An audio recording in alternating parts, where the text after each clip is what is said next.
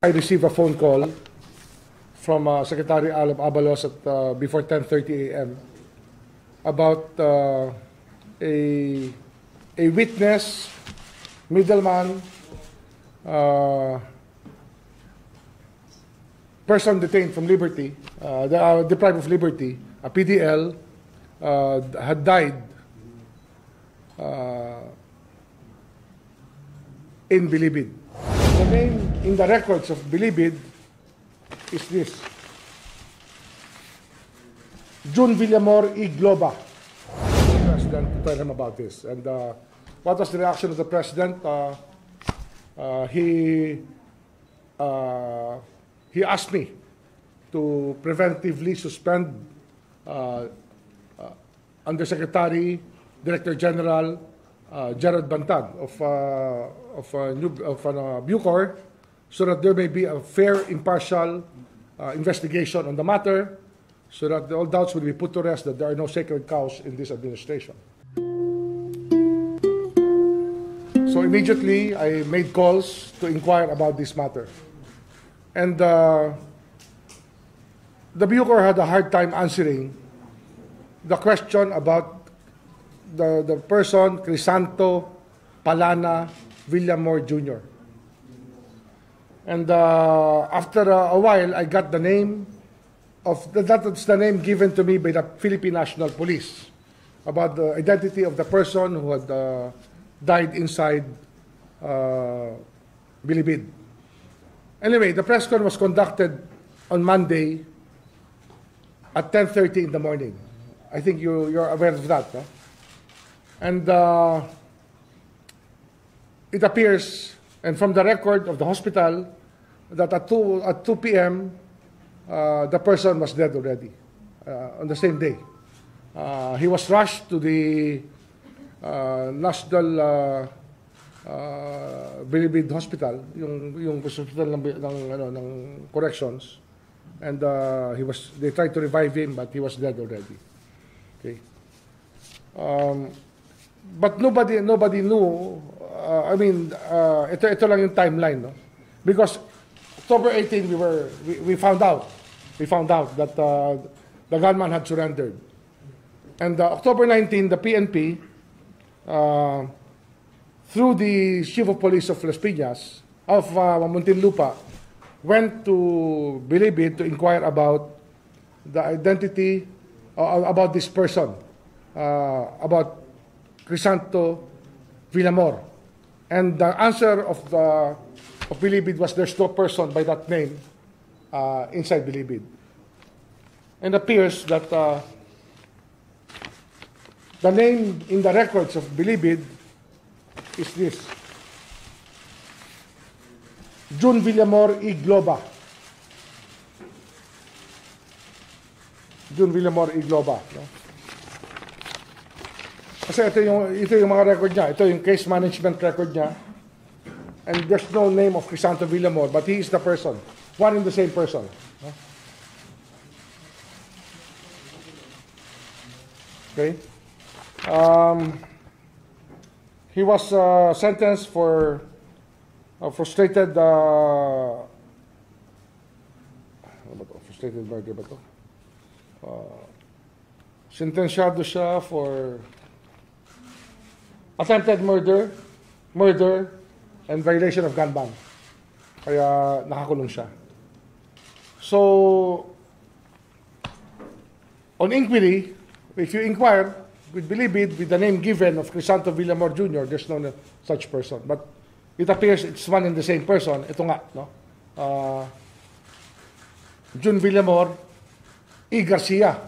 And then, in the case where he was sentenced, his name is June Villamor E. Globa. E. Globa. So you have a person who is known by three names, who was the person of interest in the Percy Lapid killing, who died, and when his record was being verified, it was not immediately verified because the name inside the records of Bilibid was another name. Same family name, but it's a June Villamor. E. Garcia or E. Globa, depending on what record you look at.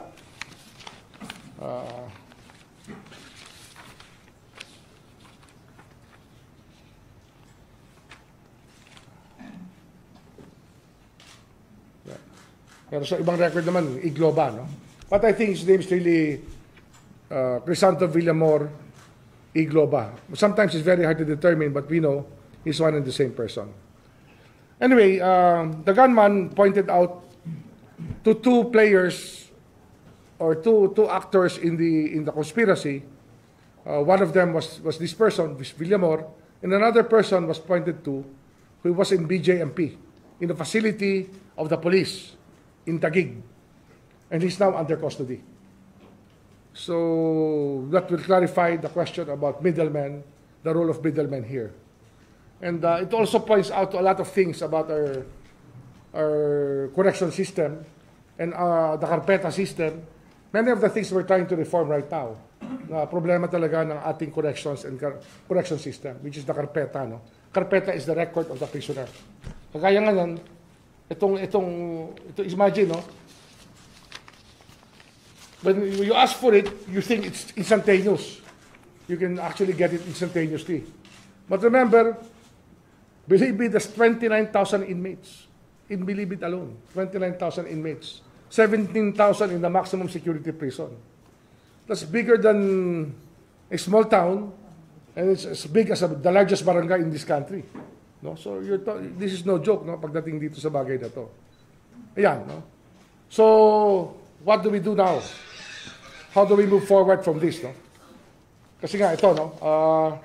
Nag-validate ang police noong 19,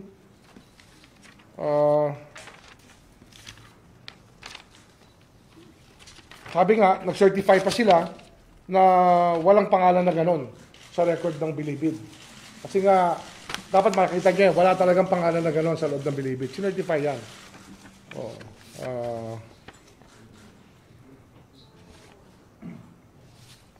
Ito yung chief of police ng Las Piñas talking to the corrections officer Lim about this matter. And this is a document provided by Lim about the case record of John Villamor. Na the same name as the deceased. Yung namatay, yun. So ito yung record nila ng namatay, John Villamor. Okay?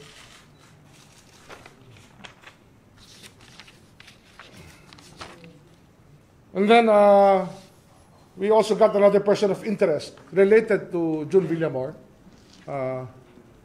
who is now in custody of the PNP with I called up New Bilibid to turn over the person, and he was turned over to the PNP last night. And he's now on the PNP Custodial Center. Yung isang person of interest there, no, who may be a witness, who may know about the persons involved from inside Bilibid. No? This is upon request of the intelligence agents who are working on the case from the Philippine National Police. Also, I asked the National Bureau of Investigation to check and study the Percy Lapid case, to look at all possible motives for the attack, for the gruesome attack and the fatal attack on Percy Lapid, so that we may know of who may have motives against Percy Lapid. We have to open everything here. And in the meantime, I was in conference last night with the President. I informed him about the developments. We spoke about this case lengthily because I was in conference also at 5 o'clock in the afternoon, at 5:30, I think, or 5:45. I was in conference with the Secretary Abalos and the senior officers of the case. And I was given the briefing yesterday. Kahapon ko lang nalaman itong BCor angle nito because I was never informed from October 18 about this. Kahapon lang when Secretary Abalos called me that the person had died. No? So I tried to find out everything I could. And we had a conference prior to the press conference of Secretary Abalos. Actually, kami ang magkasama. No? Kami ang magkasama ni Secretary Abalos. And then with the police, we were briefed about the Percy Lapid case. And then I went to the President to tell him about this. And what was the reaction of the President?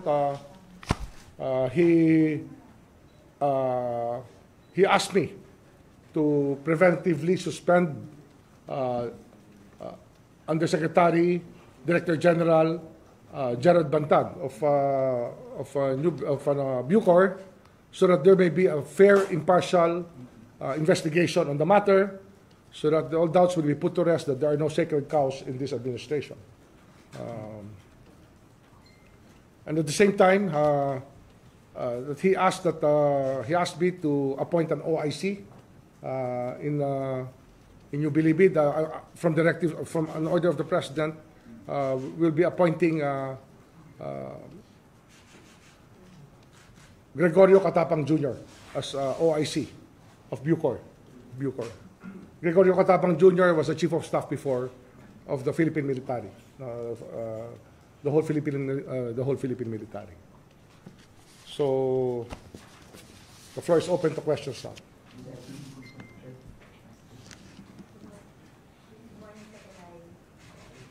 Secretary, kasi may mga nagsasabi na scripted, marami pong nagsasabi na bakit abrupt na ganun yung nangyari sa case, namatay yung nasabing middleman. Your thoughts about it po? Well, the first thing that you do is turn to science, and immediately after I found out, and I was able to trace, a report was given to me that he was at Eastern Funeral Homes, the remains. I immediately sent a team of NBI yesterday to conduct an autopsy.